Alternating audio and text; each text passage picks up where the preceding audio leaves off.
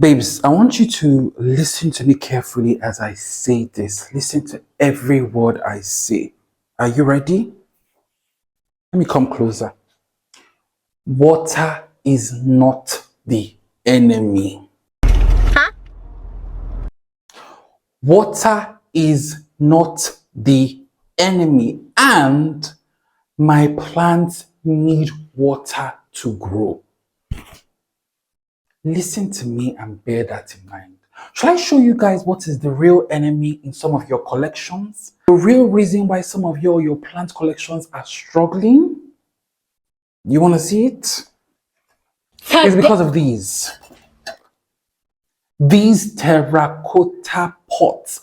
These unglazed, specifically unglazed terracotta pots are the reason why your plants are struggling.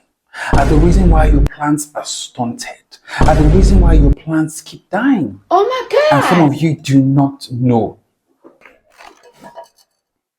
There should be a huge asterisk when referring terracotta pots to anyone. In fact, it should even come with terms and conditions. And why a lot of people will refer them over the likes of plastic and ceramics is because unglazed terracotta pots have porous surfaces. So water from the soil gradually wicks out from the pot. And the advantage that has is that it prevents overwatering. But a lot of people do not realize that it can actually even do more harm than overwatering. And we're going to get into it in this video. This is going to be an expose on why terracotta pots should not be the standard go-to pots for everyone. And to make things easier, I've come out with my iconic notepad, and this time I have compiled a checklist. Oh my God. And if you happen to tick at least 2 of these boxes, then you should definitely not be using terracotta pots. Terracotta pots aren't for you, and they are the main reason why your plants are struggling. So without much ado, let's get to the nitty-gritty. So the first thing on this checklist and the first question you're going to need to answer is, are you growing house plants in terracotta pots? Oh yes, I didn't stutter. House plants. Are you growing them in terracotta pots? Some of you will probably say yes, because after all, you're growing your plants indoors. So obviously, they're going to be house plants that you pot in your terracotta pots. All fine and dandy. But can I tell you something? Do you know that a lot of the plants that we grow in our homes actually originate from, wait for it, rainforest? Rainforest, tropical rainforest. Your philodendrons, your anthuriums, your aeroids, they are from the tropical rainforest. And as that word indicates, there's a lot of rain. There is a lot of rain and a lot of water. What a lot of people do not realize is that these house plants, most of these conventional house plants, from your monstera to your philodendrons, in my experience, and as somebody who grows house plants both indoors and outdoors, most of these house plants actually love to stay moist. But why should it shock you? Because they are native to the tropical rainforest, where it pretty much rains heavily, constantly. Some even like to stay more moist than others. So why are you growing a plant that is native to the rainforest in a terracotta pot that wicks out moisture readily? Why? Why are you growing the likes of a peace lily in your terracotta pot and coming out to say, oh my gosh, she's so dramatic? Really? The fact of the matter is, as long as that house plant is native to the rainforest, it's gonna do better in a pot that can retain some level of moisture than this that will easily wick out moisture. That's the reason why your philodendrons are stunted. That's the reason why your anthuriums keep having these crispy leaves. Like I said earlier, water is not the enemy. The volume of water you add in your plant is not what causes root rot. It is the aeration and the drainage. In my experience, these terracotta pots seem to work best for plants that are native to drier parts of the world, like some of your succulents and your cacti. All right. This next one is going to leave my American and European girlies shooked because this sort of like has you guys on a chokehold. The next thing I need to know is your potting mix too porous and too chunky? Because if there's one thing about my American girlies, they love their potting mix chunky. They love that word, chunky potting mix. All good. A chunky potting mix has more aeration, has more porosity, dries out faster.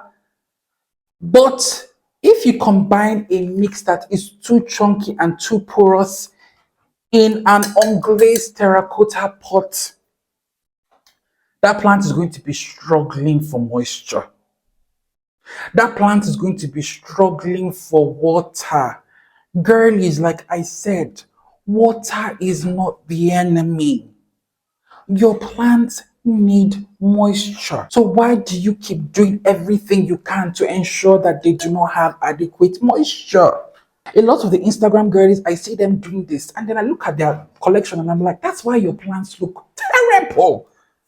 That's why your plants are looking stunted, despite your high-tech grow light. This combination of a chunky potting mix and a terracotta pot will just create a situation where your plants are starving for moisture. Let me tell you something that people don't quite realize. Leaf production requires a lot of moisture. Leaf production, for your plant to produce a leaf, it needs a lot of moisture. And this is why I've come to realize that plants that have these big leaves or plants that have a lot of leaves, they're oftentimes quite thirsty. They're thirsty girlies. And I've found that this is true for quite a lot of plants, regardless of the genus, even so-called drought-tolerant plants. When a plant is subjected to drought or drought-like conditions, it won't grow as much because there isn't enough moisture required for it to, optimally produce leaves. So that could be why your plants are stunted. Your chunky potting mix and your terracotta obsession is producing stunted plants that produce leaves once in 3 years. No, babes. That's the end now. You're going to have to start leaning towards plastic or even ceramic. Yes. And if you love the look of terracotta, because I do love the look of a good terracotta, just simply use them as cover pots or as cachet pots. Get your plastic pot. Okay, this is not a good example, but you get what I mean. Get your nursery plastic pot and put them inside your terracotta. So you have that look while still having a planter that can retain some water for your plants to grow. All right. Now let's move on to the next one. This one I feel is a no-brainer. It should be a no-brainer, but I'm going to ask you this. Do you live in a sunny climate? Or are you growing your plants in a sunny window? If you live in the northern hemisphere, that would be either west facing or south facing. Do you have a west facing or south facing garden or veranda or balcony or porch? If you do, why are your plants in these? All you're doing is that you're basically stressing yourself. You're stressing yourself. You're making life more difficult for you because the combination of the sun and evaporation from the sun plus the porosity of your terracotta is going to make those plants dry out too fast. In fact, way faster than you can cope.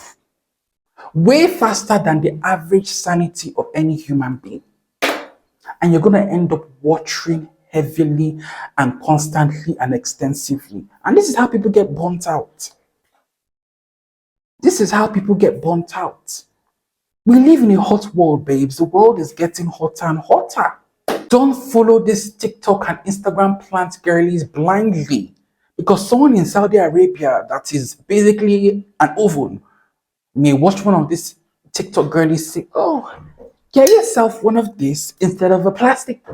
And he or she may decide to do that. But he's going to come back crying. He's going to come back crying because his climate is too dry and too hot. All right. Now let's move on to the next one. Oh, this one needs to be stated. This one needs to be. This is an important question I need to ask you. The next checklist question is: do you have a lot of plants indoors? Do you have an indoor jungle? Are you trying to cultivate an indoor jungle, or do you have a lot of plants indoors? By a lot of plants, I would say above 10, and they're all indoors. If you have a lot of plants indoors, for the sake of your sanity, please ensure that the bulk of them are not potted in unglazed terracotta pots. Because as somebody who grows plants both indoors and outdoors, I can tell you this for free. It is a lot easier and more convenient to water a lot of plants outdoors. I just get my hose. I don't have to worry about making a mess. I just do. But for these ones indoors, you have to be very conscious of not making a mess, and it can be quite cumbersome. Like watering day for me is always like, oh God. So you don't want a situation, and you don't want a setup where you have a lot of plants indoors and they dry out too fast. Oh God. It's not gonna be cute. You are gonna be overwhelmed. It's not very demure. It's not very mindful. My TikTok girlies will know this trend. So please refrain from doing that. If you have a lot of plants, and this is why a lot of people just grow semi-hydro, the likes of leca and the likes of pon, because it is convenient for them. They have a lot of plants, so it's practical and convenient for them. They don't have to constantly keep watering. So if you have a lot of plants, or you want to set up a jungle, an indoor jungle, the majority of your plants should not be in terracotta. It's gonna drive you mad. It's gonna drive you mad, okay? All right. Now let's move on to the next one. But if you're enjoying this video and you find it helpful, please like and subscribe and share. Thanks, babes. Okay, the next question I need you to answer in this checklist is: do you fertilize your plants a lot with liquid fertilizer? If you use liquid fertilizer a lot or solely for your plants, then this sets you at a disadvantage. Terracotta pot will set you at a disadvantage because, like I said, unglazed terracotta pots are porous. So the moisture, including the liquid fertilizer that you add to that soil, will get seeped out.